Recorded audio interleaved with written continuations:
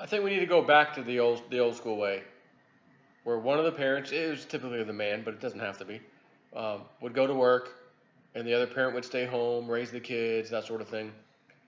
And if you want to see an interesting documentary, or not even really a documentary, I guess more or less an interview, Aaron Russo interview with about Rockefeller. He became friends with Nicholas Rockefeller, and he said he gave him great investment advice and that kind of thing, and talked about basically the New World Order and how they're going to force everybody into this thing and chip everybody and all this stuff. I mean, right at the dinner table, he would just talk about that stuff to him. And he had mentioned, he says, Rockefeller says to him, Aaron, what do you think women's women's lib was in the 60s? What was that about? He goes, oh, give equal rights to women, give them the right to vote and stuff. He goes, you idiot. He laughs at him. He said, he's recalling the story. He laughed at me. He's like, you idiot. And so that we could get both the man and the woman out of the house, and we could tax them both, and then indoctrinate the kids in the public school system.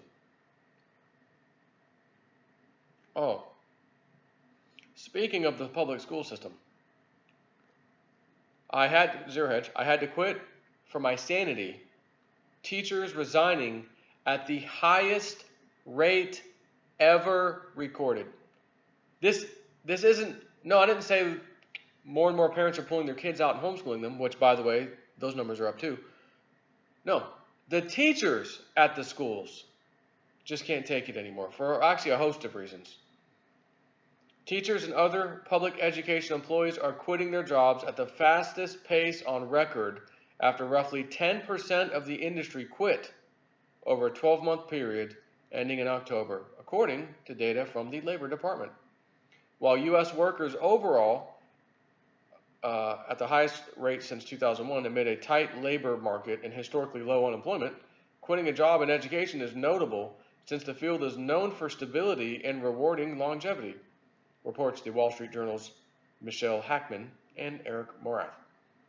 The educators may be finding new jobs at other schools or leaving education altogether. The departures come alongside protests this year in 6 states where teachers, in some cases, shut down schools over tight budgets, small raises, and, well, poor conditions. In the first 10 months, let me stop. It's time to cut the fat, the pork, out of the entire school system. All of the administrator type jobs. County School District 17, vote for me. School District 279, vote for me. We're going to make teaching great again. No, you're not. Cut the fat. Cut all the extra personnel. We have a damn principal, vice principal, few people in the office, teachers. Done. Not this little board of, like a board of governors, board of the committee, education. Well, we can't just have one. We've got all, for example, Hillsborough County, Florida, where I live, Tampa area, Hillsborough County. Each individual school district, or at least the area, we got to have our own. It's like members of the board. And they're all making big bucks, and they got their big, their salaries and their pay packages and their compensation plans when they leave, Why do we have all these, too many chiefs and not enough Indians? That's a whole other story. In the first 10 months of 2018, public educators quit at an average rate of 83 per 10,000 a month, according to the Labor Department. While that is still well below the rate for American workers overall, 231 voluntary departures per 10,000 workers in 2018, it is the highest rate for public educators since such records began, which was, by the way, 2001.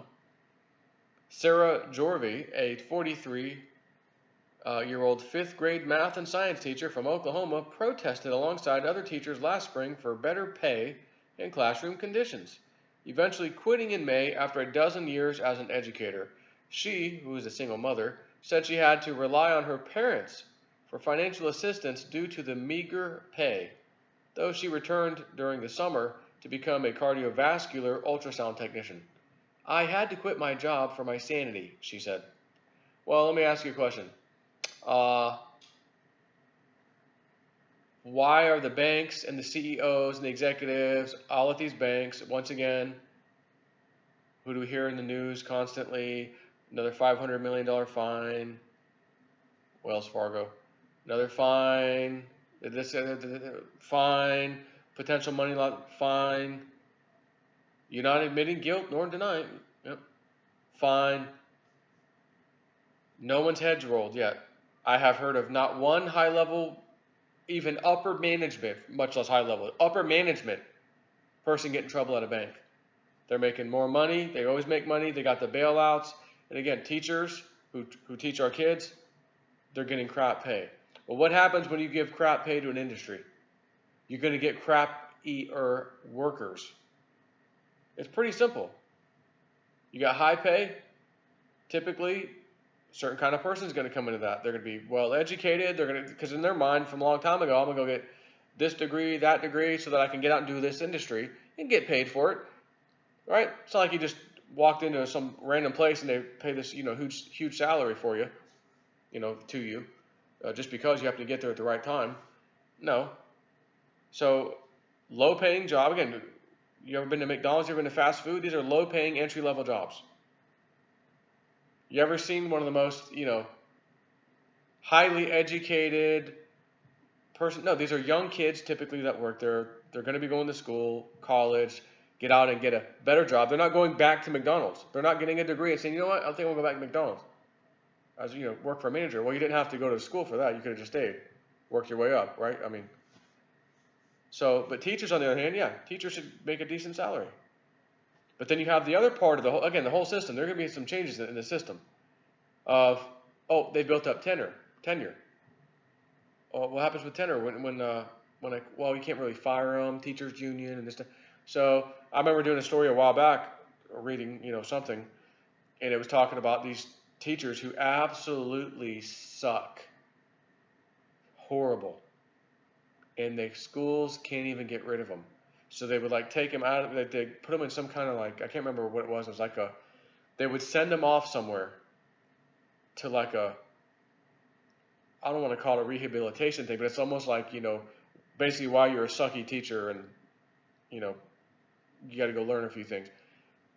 Or I can't even remember now, it was so long ago that I did this video, but it's something like that. And they couldn't even get rid of the point of me doing the video was wow, they can't even get rid of these people. You can't even say, look, you used to be okay, now you suck. I used to love her, but now they want to kill her. It was just terrible. It was like flunky dropout teachers, all in this little classroom, some of them were sitting oh, well, why am I even here? It was the most ridiculous thing I've ever seen. And you can't get rid of them. They built up tenure, so how do you even say that? Tenure?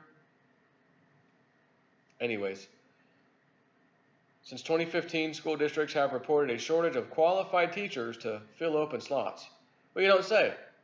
You're going to have to pay them better. Well, but what does that mean? Pay them better? Oh, my property tax bill just went up. Oh, hang on a minute. We're homeschoolers. We're not even using your stupid system. Bus drivers, school lunches, teachers, faculty, administrators. Get rid of the whole damn thing. Go back to old, what was that show? Little House on the Prairie. Go back to those days. You got all the kids going to one little school building, different grades, local person, teacher teaching. It's gotten so, again, when government gets involved, we got to have additional departments, additional personnel. We need to do that. No, a Republican form of government. That's what we were left with. A republic, if you can keep it, said our founding fathers. What did you guys come up with? A republic, if you can keep it. And now we've democratized everything in the school system. And we can't fire teachers. We can't get rid of faculty. We can't get rid of the administrators and whatnot. No, you go to vote. They're who's this person? Sally so-and-so for District 19. Who the hell is that? I don't know. I don't know. We'll vote for somebody. Why? What do we really need all these people for? It's just cost us more money. At some point, if this type of system keeps going, you're going to have most people working for the government and few people in the private damn sector. Who's going to pay all those bills? Well,